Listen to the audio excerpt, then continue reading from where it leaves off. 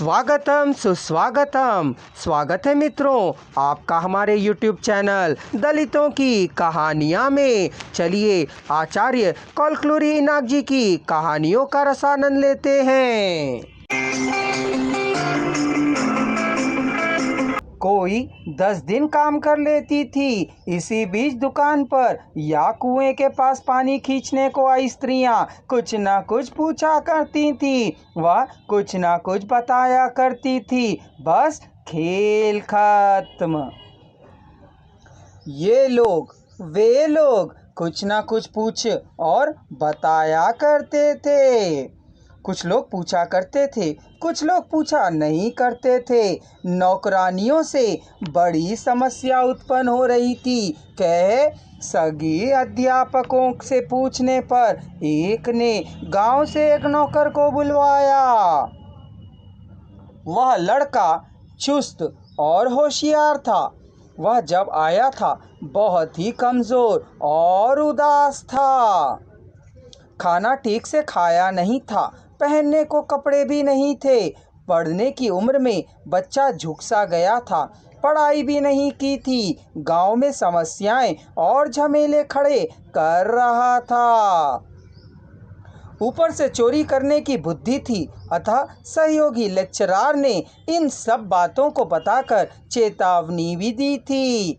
वह हरिजन था। लड़के ने काम को अच्छी तरह से सीख लिया था। उसका स्वास्थ्य भी सुधर रहा था। नए कपड़े पहनने को मिले, आँखों को नींद भी मिली, पेट भर खाना मिला। उसे बच्चे से प्रेम था, स्वार्थ के लिए थोड़ा प्रेम था। उसके हरिजनत्व पर दया थोड़ी थी। कुल मिलाकर उसे अच्छी तरह से देख रहे थे। उसकी पढ़ाई और भविष्य पर अपनी दृष्टि लगाई थी। आप फलाना कुल के हैं ना, आपके यहाँ हमें काम नहीं करना चाहिए है, कह वापस गांव को चला गया। विनायक की आंखें सजल हुई। अपने निजी घर को आने के पहले किराए के मकान में रहने पर बीवी काम किया करती थी। वह घर में सभी काम करती थी। उसने चोरी किया है कि भगीरथी ने नौकरी छुड़वा दी थी। काम छोड़ना नहीं चाहिए था, वह इसलिए रोती हुई चली गई। काम करने वालियों से उकता जाने से उसने फिर बीबी को बुलाया।